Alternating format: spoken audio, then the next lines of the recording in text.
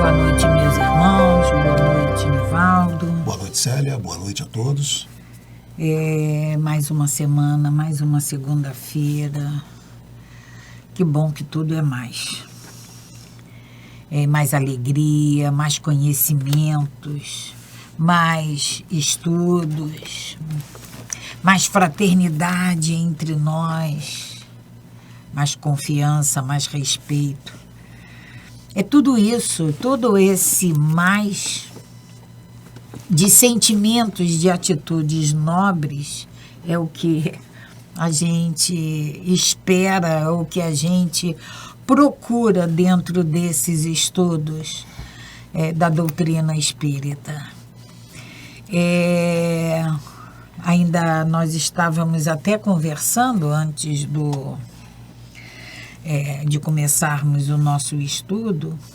Existem várias obras que falam de vários assuntos.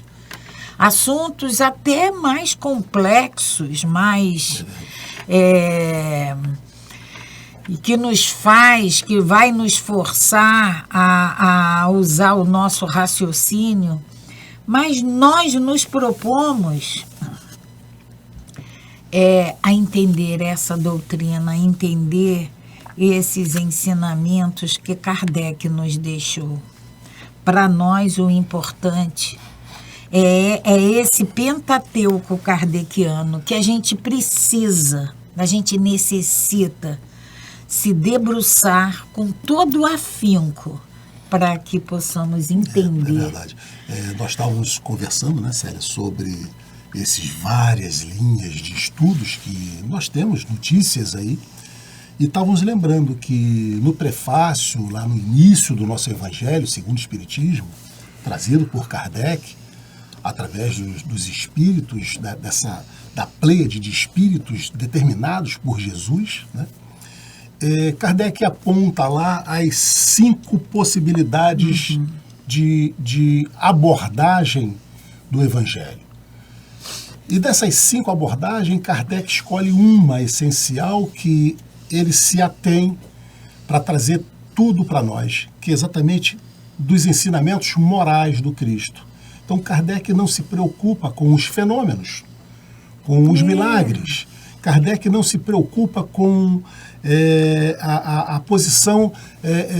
Por exemplo, o corpo físico se ou não Jesus físico tinha corpo de físico Jesus. ou não, se Jesus teve irmão ou não, se Maria foi concebida virgem ou não. Isso para nós, não é para importante. Kardec, para os espíritos, não era a essência do conhecimento que nós tínhamos que absorver. Nós temos ainda a obrigação, o dever, né, de entendermos o que Jesus compartilhou conosco da moralidade. A moralidade. É o ensino moral. O ensino moral, do amor que ele veio nos ensinar. Que era a religião dele. Qual era a religião de Jesus? O amor. O amor. E, em essência, Célia, é tudo que nós temos que, no final, conseguirmos aprender. Porque a gente até pode pensar que nós já conhecemos esse amor. A gente sempre fala que, infelizmente, estamos um pouquinho longe. O nosso amor ainda é seletivo. Nós amamos os nossos parceiros, nossos maridos, mulheres, namorados, namoradas. Nós amamos os nossos filhos, irmãos, pai, mãe. Mas esse amor universal que Jesus veio trazer para nós, esse ainda nós estamos devendo um pouquinho mais. E a necessidade de estarmos encarnando, vivenciando nesses núcleos familiares, desencarnando, aprendendo lá, fazendo um novo planejamento reencarnatório, corrigindo tudo que nós falhamos no anterior, é para, no final, nós chegarmos a esse entendimento maior, que é o amor fraternal. E universal. Universal.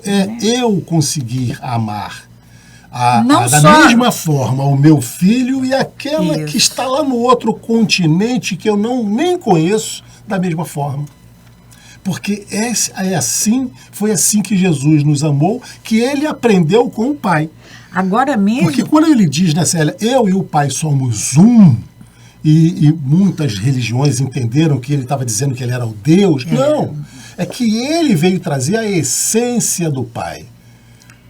Ele cumpria todos os quesitos que o nosso Pai confiou a ele. Perfeitamente. Ele fazia Então, a vontade ele era do Pai. uno com Deus. E a gente ama, você falou em amar, a gente ama os nossos filhos, os nossos netos. Mas a gente, agora, nesse momento, a gente ama o filho lá daquele que está lá alagado no sul. A gente ama igualmente aquele neto que está lá alagado no sul. Nós, Célia, nós sentimos da mesma forma. O nosso sentimento de dor, de pesar, é a misericórdia que nós sentimos pelas dores dos nossos filhos. É igual para o filho do vizinho. Não precisamos nem ir muito longe. O filho do vizinho. Entendendo que misericórdia nós, em essência, nós colocarmos o nosso coração na miséria do outro. Isso Termos é misericórdia. Então, a gente faz isso. Igualmente do nosso filho e do filho do vizinho, nós nos condoemos com as dores deles? Ainda não, infelizmente. Ainda não, da mesma forma. Mas estamos em evolução, nós vamos chegar lá. Isso é meta. Isso aí é determinação do nosso Pai. Nós somos uma única família, a família universal. E essa família consanguínea que nós temos é esse núcleo pequenininho, onde nós temos a possibilidade de nos exercitar nessa relação. E que depois, com o nosso crescimento, aqui ainda na matéria, ele vai se abrindo, é o trabalho, é uma outra família que vamos formar, é o nosso círculo social. Temos, né, Célia? E não temos que ficar conduídos se ainda não conseguimos fazer isso. Estamos nesse processo. O importante é que nós já nos demos conta de que precisamos começar a trabalhar isso em nós. E esse trabalho é feito através de estudo, de conhecimento, dessas obras, dessa vida desses mártires que muitas das vezes vieram só para nos mostrar como devemos proceder. É por isso que eu comecei a falar que tudo é muita satisfação de termos esse livro, de termos esse amigo Kardec nos orientando, nos ensinando. É tudo muito. E quando abraçamos essa doutrina,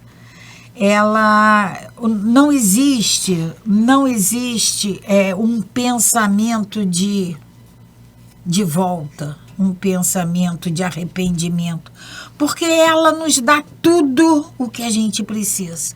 Ela nos dá esse esclarecimento que tanto procuramos. Então, por isso que é muita satisfação mesmo estar aqui junto com vocês, junto com o Nivaldo, junto com todos esses amigos espirituais estudando, nesse caso, o Livro dos Espíritos.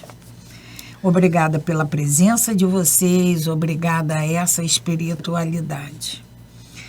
E vamos fazer a nossa prece para iniciarmos o nosso estudo, agradecendo sempre, mas agradecendo sempre a Deus, nosso Pai. Obrigada, Pai, pelo dom da vida. Obrigada, Pai, por mais essa oportunidade de estarmos aqui reencarnados. Obrigada, Mestre Jesus, amigos espirituais, nossa Mãe Maria, por mais uma vez nos encontrarmos aqui sob a proteção, sob a luz, sobre a serenidade de todos vocês. Obrigada por todo o carinho, por todo o incentivo, por todas as intuições que nos chegam.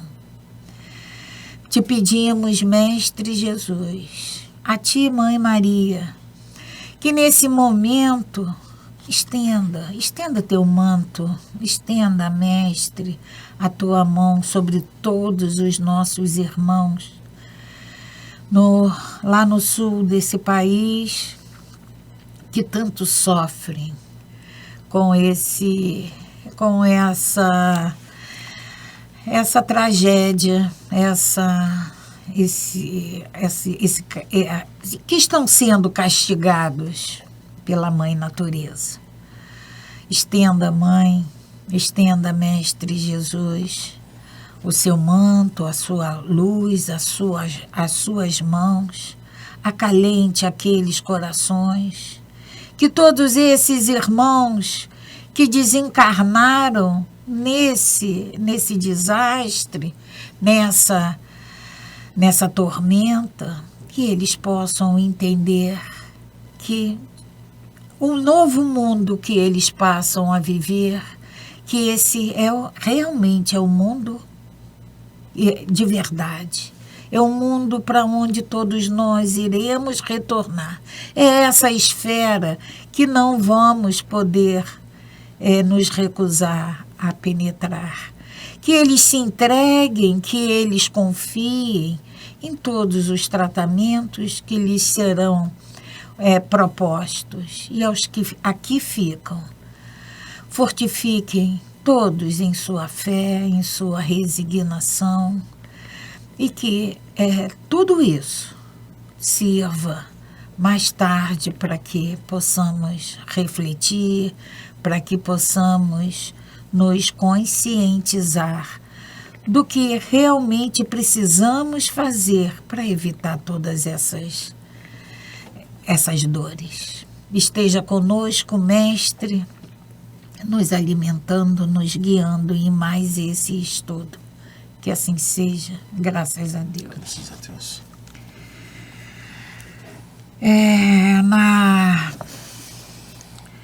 Na página de abertura,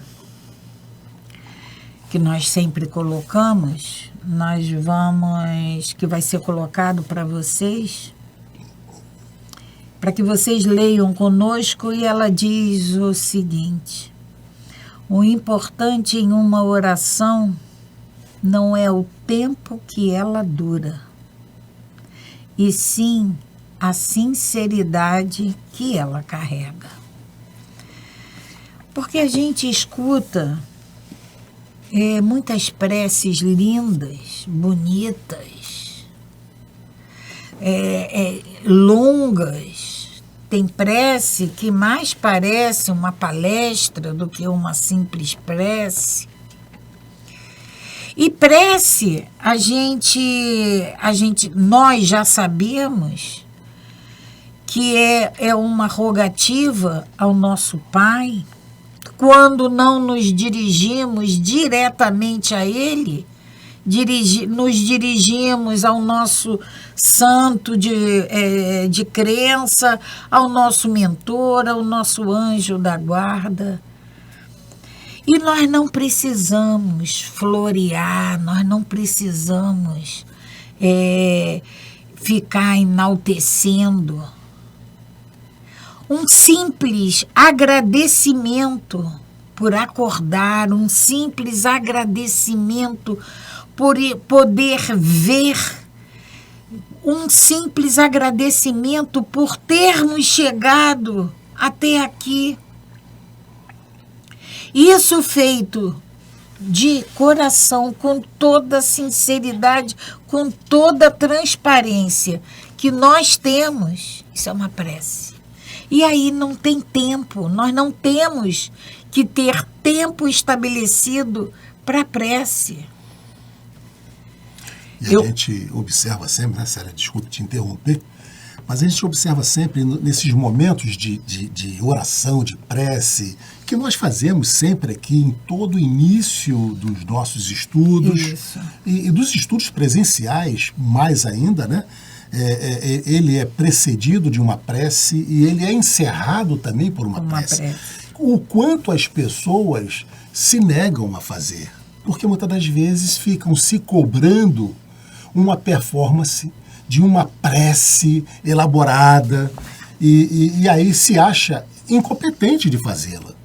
E aí o que você trouxe hoje aqui, né, o importante em uma oração não é o tempo, é o que ela vai durar, mas é a sinceridade com que você vai fazer, o quanto você vai se doar verdadeiramente, o quanto você está ali ligado espiritualmente com aquele pedido que você vai fazer, com aquele agradecimento que você vai fazer. Então, uma simples palavra, Célia, de agradecimento, obrigado, meu Pai, por tudo, já é uma prece. Quantas vezes, Nivaldo, a gente... isso já aconteceu comigo. Na feitura, na hora de realizar o evangelho no lar, a gente lê o capítulo do evangelho, lê o item do evangelho. Pai, não entendi nada. Isso é sincero. É sinceridade. Então, a prece não tem nada. Nós temos lá no capítulo 28 do Evangelho segundo o Espiritismo, tem a coletânea de preces. E aí Kardec nos diz que aquilo ali é para que a gente tenha uma ideia. E se nós formos ler o capítulo 28, nós vamos ver que ali tem prece para todos os momentos. Tem prece para tudo. E aí, na nossa reflexão da semana, as preces são grandes? São. Mas aquilo ali é uma ideia. Quando eu agradeço ao meu Pai pelo dia que eu vivi, ou pelo dia que vai começar, eu levo quanto tempo? É sincero, é do meu coração que isso sai? É isso que vale. Então, essa prece a gente não precisa. Nós temos que desmistificar esse negócio de prece é uma coisa muito elaborada. Prece é só para quem sabe. Não, prece é para todos nós. Nós precisamos agradecer sempre por tudo que nos acontece. Por tudo que nos acontece.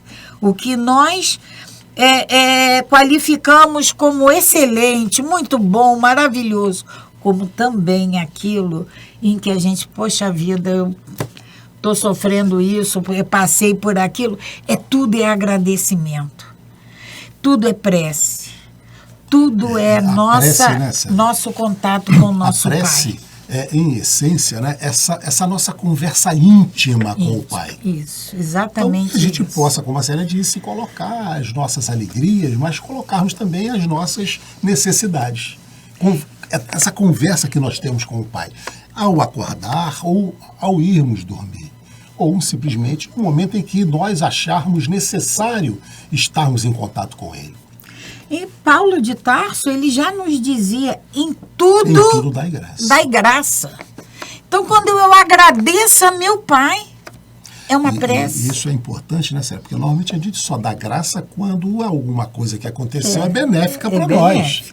Mas Paulo diz, a tudo dai graça, até para aqueles momentos de infelicidade, aqueles momentos difíceis, que nós tenhamos também essa coragem e esse entendimento de dar graça, porque, como nós já falamos aqui várias vezes, tudo tem uma finalidade. Tudo. Até para as nossas dores, até para os momentos difíceis que passamos. Há uma finalidade para isso, e uma finalidade positiva. Então, que nós deiamos graças a tudo. Vamos ao nosso estudo. Vamos ao nosso estudo, o Livro dos Espíritos, que é um livro que faz com que a gente vá tendo essa oportunidade de começarmos a refletir sobre as questões da nossa vida. Nós estamos, o primeiro livro, né? É o primeiro livro de Kardec. É quando Kardec descobre esse mundo invisível através daqueles fenômenos da mesa girante, as cadeiras que flutuavam, né, em que ele faz a pergunta enigmática e os espíritos respondem para ele que quem estava promovendo aquele fenômeno, daquelas respostas, eram almas de homens que já haviam vivido na Terra, e aí ele passa a se debruça em estudar esses fenômenos, essa existência desse mundo invisível. E o primeiro livro que ele traz é esse livro dos Espíritos, com 1019 perguntas, que vai nos esclarecer para que a gente... Hoje ele tem 1019, né? Mas inicialmente, na primeira etapa, foram 500 e alguma coisa, depois ele complementa, porque ele percebeu, e evidentemente os espíritos falaram, não, tem que completar.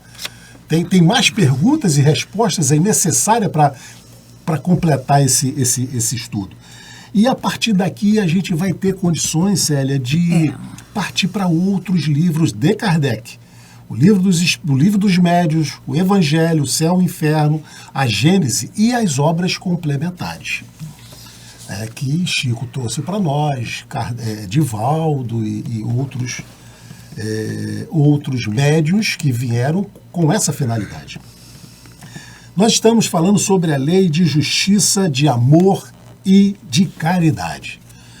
E uma questão que eu faço questão de retornar é a questão 886, qual o verdadeiro sentido da palavra caridade, assim como entendia Jesus? Então, essa é uma questão que a gente tem que estar viva dentro de nós. Como que Jesus entendia a caridade? E eles respondem para nós de uma forma sucinta. Benevolência para com todos, indulgência para as imperfeições dos outros e o perdão das ofensas. Então nós temos que ser, em essência, bons, benevolentes e temos que perdoar. Nós estamos no amor. Fizemos essa reflexão, né? Nós estamos na questão 891. Ou vamos voltar a 890? Que é a primeira. Que vai falar para nós do amor maternal e filial. E Kardec pergunta: o amor maternal é uma virtude ou um sentimento instintivo, comum aos homens e aos animais? E os espíritos... Esse amor que nós temos. A diferença, né, do amor instintivo para esse amor... Mas o Kardec pergunta se esse amor maternal é uma virtude. Esse amor é uma virtude ou ele é um sentimento instintivo, comum ao homem, comum aos animais? E aí eles nos respondem. Ambos. A natureza deu à mãe o amor pelos seus filhos, no interesse da conservação deles. E aí, quando Kardec fala uma coisa e outra, então ele é uma virtude, mas ele é também um sentimento instintivo. E quando ele diz, a natureza deu à mãe o amor a seus filhos, no interesse na conservação deles, aí nós vamos pensar em nós, nos nossos filhos, aquele bebezinho ao nascer, mas vamos pensar também no animalzinho que acaba de ter a sua cria. O cuidado é o mesmo. É instintivo. O cuidado... Os animais, ele vai cuidar daquele filhote. É um sentimento instintivo, a gente não duvida disso. A diferença, né, mas Célia? O cuidado é o mesmo. A diferença é que o hominal, nós, evoluímos esse instinto para uma virtude. Então, hoje, nós não temos só o instinto, nós temos a virtude do amar, do querer proteger. Por isso é que Kardec diz que ambos, nós temos esse amor maternal como a virtude, mas temos também como instinto. E ele continua aqui, né, Célia? Porém, no animal, este amor está limitado às necessidades materiais. É verdade. Nós sabemos disso. o gatinho, o cachorrinho, quando ele já está adulto lá, comendo sozinho e tal, a mãe... Não, Nivaldo, deixa não é nem seguir. adulto. Assim, assim que ele que começa a poder, se manter, né? ele acabou. Libera, está liberado para a vida. Em relação e nós, ao homem, humanos, o que nós fazemos? O filho está lá, vamos falar uma expressão, burro velho, e nós estamos lá preocupados, tomando conta deles ainda. Esse é a diferença, né? Então, por isso Kardec diz ambos. Então, continuando, né?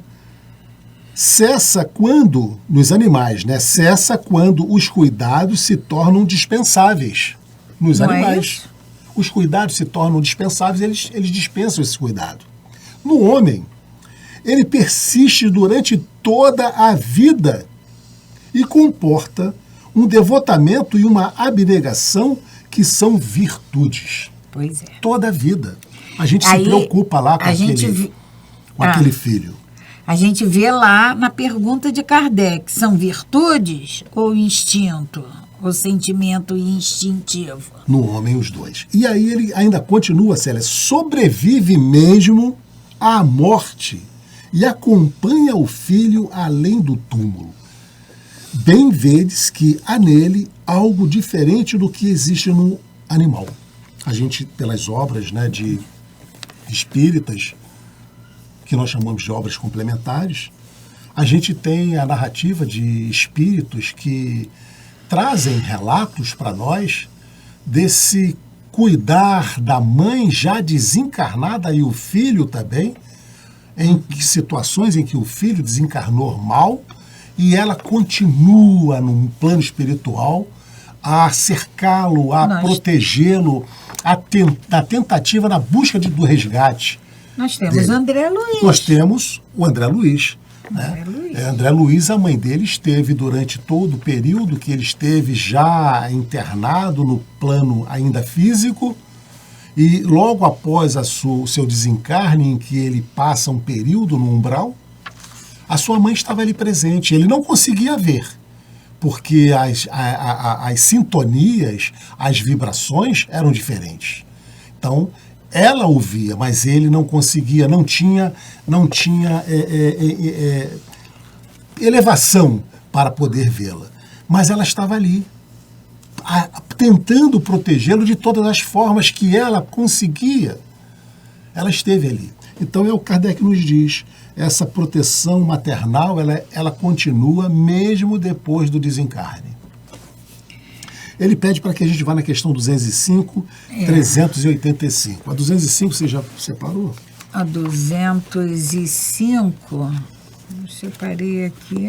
Não foi a 205 não, foi da outra. Olha, 205 está aqui. Diz assim: aos olhos de algumas pessoas, a doutrina da reencarnação parece destruir os laços de família, fazendo-os os anteriores à nossa existência atual. Então, Kardec pergunta que, aos olhos de algumas pessoas, a doutrina espírita destruiria os laços de família, porque a gente desencarna e vai nascer num outro corpo, com outra família, com outro nome, destrói o laço de família. E eles respondem, ela os distende, amplia, porém não os destrói, sendo a parentela baseada em afeições anteriores, os laços que unem os membros de uma mesma família são menos precários.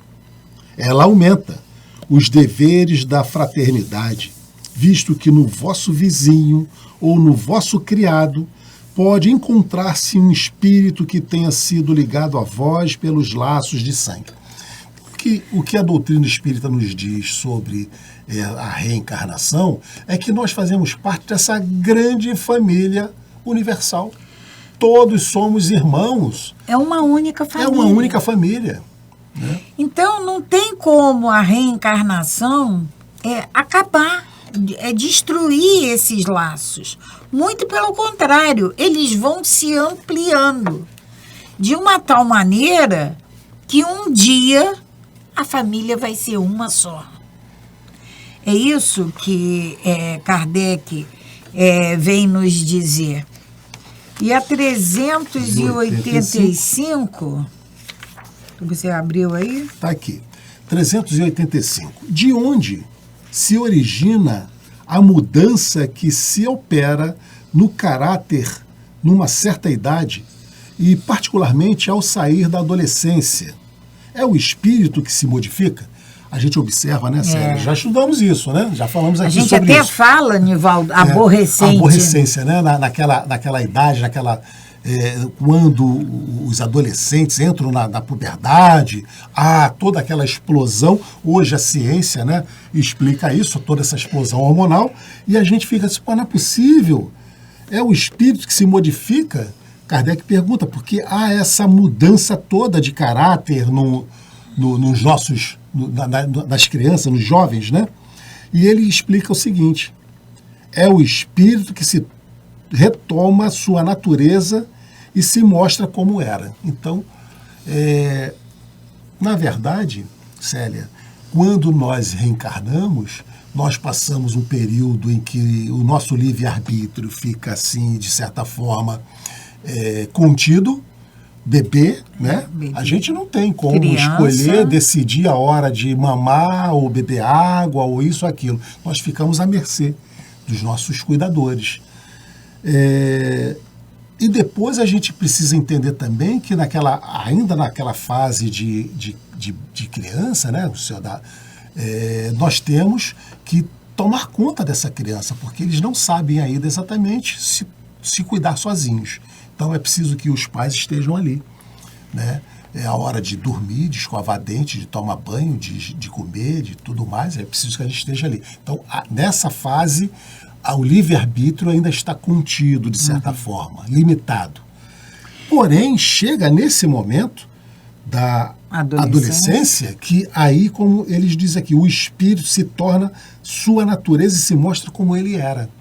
Então, ele retoma.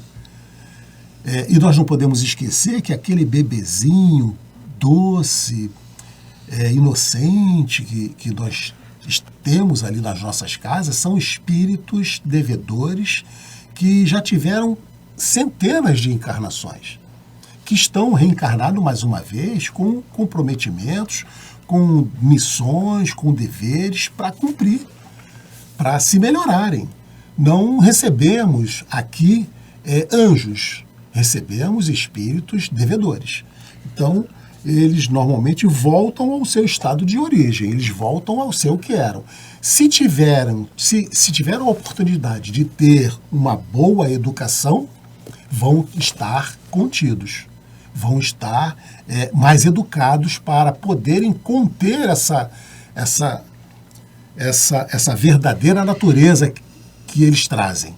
Se não tiveram, vai ser difícil. Vai ser difícil. A gente não pode esquecer que a nossa criança engraçadinha, lindinha, inteligente, levada, é um espírito. Como o Nivaldo falou, que tem suas missões, tem suas tarefas aqui a cumprir, como nós temos. E a gente precisa entender que eles são nossos filhos, não é à toa. Nós temos contas a acertar. Nós viemos agora, mãe e filho, por alguma coisa lá de trás.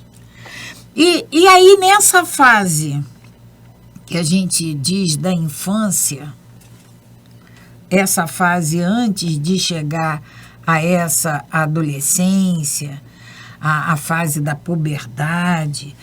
Então, essa fase inicial é a fase em que esse espírito, nós ainda podemos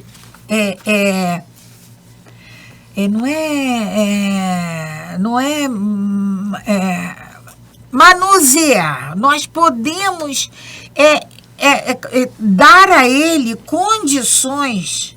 Moldar, né? Moldar, essa era a palavra que eu estava procurando. Moldar. Nós precisamos entender que nós temos um compromisso com esse filho.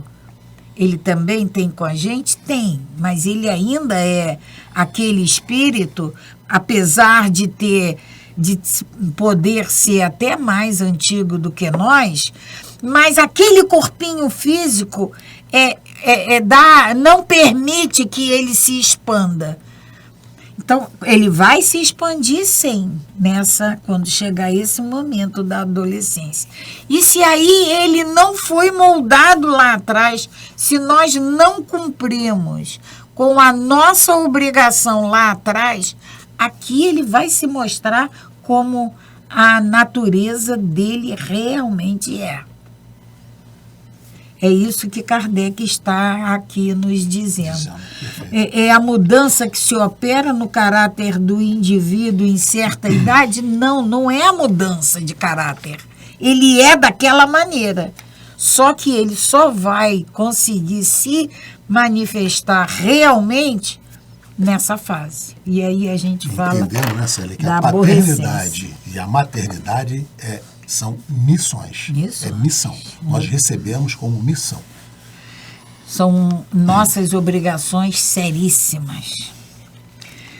E aí nós vamos para 891. Kardec pergunta: estando na natureza o amor materno, como é que há mães que odeiam os filhos? E não raro, desde a infância deles. Isso aí não é uma pergunta... Todos nós sabemos, né, Célia, que existe. Temos conhecimentos, vários de nós temos conhecimento de casos assim. Isso aqui, essa pergunta de Kardec, não é uma pergunta ilusória, fantasiosa, não. Isso é real. Como o Nivaldo falou, nós conhecemos. Casos de rejeição pós-parto. Vamos aqui, depressão pós-parto, mas a rejeição pós-parto. Aquelas mães que abandonam, não querem nem ver os filhos. E muitas das vezes até durante a própria gravidez. Durante a própria gravidez. Então, mas aí Kardec pergunta, mas se o amor materno é da natureza, como é que isso acontece? Vamos lembrar que nada é por acaso. Que nós estamos, todos nós, estamos aqui nesse mundo para resgatarmos falhas passadas, para nos reajustarmos com as leis divinas. Então, nossos filhos que nós recebemos, nós não recebemos porque... nosso pai olhou e falou assim, ela está grávida, manda lá para ela. Não foi assim. Há um planejamento divino. E esse planejamento, Célia, só fazendo mais um adendo aqui, a gente sempre fala, né? Esse planejamento, a gente às vezes acha que é um planejamento de uma semana. Eu vou nascer. Esse planejamento leva, às vezes, séculos para ser feito um planejamento familiar. Mas a espiritualidade nos diz que um planejamento simples é 30 anos. Você vai se preparar 30 anos para renascer. Durante 30 anos você vai estudar os erros que você cometeu, os equívocos. Vai se preparar. Vai se preparar, vai se fortalecer. Como se fortalecer? Fisicamente? Não, é moralmente. Para que você mergulhe novamente na carne. Nasça naquela família que foi planejada, como a Célia disse. Aquela mãe, com aquele pai, que o pai e a mãe se comprometeram em receber aquela criança. Também não foi por acaso. Não foi. Os irmãos, os vizinhos, os parentes, toda aquela programação que nós já vimos aqui. Aquelas 5 pontos básicos que nós falamos, né, da reencarnação, o corpo que a gente vai nascer, a família que vai nos receber, a profissão que a gente veio programado para exercer, o parceiro que a gente terá ou não, e o tipo de morte. Então isso tudo é planejado minuciosamente durante pelo menos 20 a 30 anos. Em alguns casos, alguns séculos, para que a gente então nasça. Veja o comprometimento que a gente o que a gente traz. Você falou para que a gente nasça, mas nem sempre acontece. E aí há todo esse preparativo, você veja bem, todo esse preparativo. É por isso que a gravidade é grave. O aborto porque houve esse todo esse planejamento. Às vezes planejamento de séculos. E aí, num determinado momento, eu não vou querer ter esse filho. Então, Kardec perguntou à espiritualidade se o amor materno, como o amor materno está na natureza, como é que há mães que odeiam os filhos, e não raro, desde a infância destes? Aí a espiritualidade responde. Às vezes, vamos prestar atenção, que a doutrina espírita nunca diz assim, é isso, é aquilo. Não. Pode ser. Às vezes,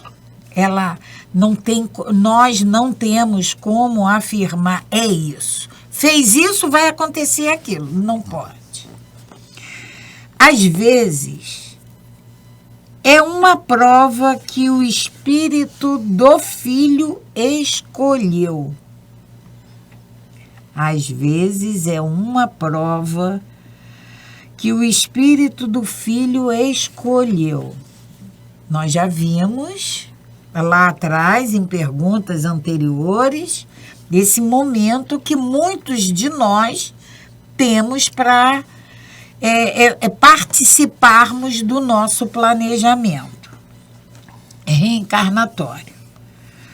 Ou uma expiação, se aconteceu ter sido mau pai, se aconteceu ter sido mau pai, ou mãe perversa, ou mau filho, noutra existência. Olha quantas possibilidades, né? Que são colocadas. Então, nessa situação da mãe odiar o filho,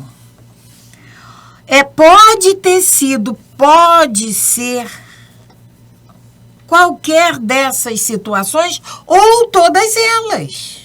Eu posso ter sido má mãe, o pai mau pai e o filho mau filho, e viemos todos juntos novamente. Para se realinhar. E continua nossos amigos. Ele manda aí na questão 392. E a questão 392 diz assim: esquecimento do passado. E a 392 diz assim: por que pede o espírito encarnado? Porque perde o espírito encarnado a lembrança do seu passado. Aí vamos lembrar aqui os ou que a espiritualidade colocou. Mau pai, ou mau mãe, ou mau filho. Se a gente lembra, o que acontece nessa encarnação? Se não fosse o esquecimento do passado, o que iria acontecer nessa encarnação se eu tivesse sido uma má mãe? E muitas das vezes a gente se questiona, mas como é que eu vou acertar agora se eu esqueci os erros que eu cometi no passado que eu preciso acertar agora? É simplesmente porque não teria valor nenhum se nós soubéssemos do que a gente tem que corrigir e corrigíssemos pelo simples fato de não querer errar de novo. Isso tem que ser instintivo, isso tem que brotar dentro de nós. E o segundo fato é exatamente esse: como que nós iríamos conviver com um filho sabendo do nosso histórico em vidas passadas? Não teria a menor possibilidade. Nosso tempo já está terminando, Nivaldo, mas eu vou ler a resposta da espiritualidade na 392. Então ele pergunta, Kardec pergunta: Porque perde o espírito encarnado a lembrança do seu passado. Aí a espiritualidade nos diz: não pode o homem, nem deve saber tudo. Deus assim o quer em sua sabedoria. Sem o véu que lhe oculta certas coisas, ficaria ofuscado, como quem, sem transição, saísse do escuro para o claro. Esquecido do seu passado, o homem é mais senhor de si. Então, o véu do esquecimento é necessário. Nós precisamos, tudo que nosso Pai faz é bem feito. Nós precisamos entender isso. Perfeitamente. Célia, chegamos ao final do nosso estudo na noite de hoje. Retornaremos na próxima semana, provavelmente ainda nessa questão 891, para finalizarmos. Mas, por agora, vamos ter que parar. Desejando a todos vocês uma excelente semana, que tenhamos muita paz, muita alegria em nossas vidas. Sempre eu friso alegria, porque essa alegria de viver, de nos relacionarmos, de estarmos, de podermos estar aqui vivos, andando, falando e evoluindo sempre. Então, que Jesus nos abençoe, nos proteja sempre e nos dê essa coragem necessária para que a gente possa vencer todas os nossos percalços das nossas vidas. Que assim seja. Paz e bem, paz e luz. Paz, muita paz.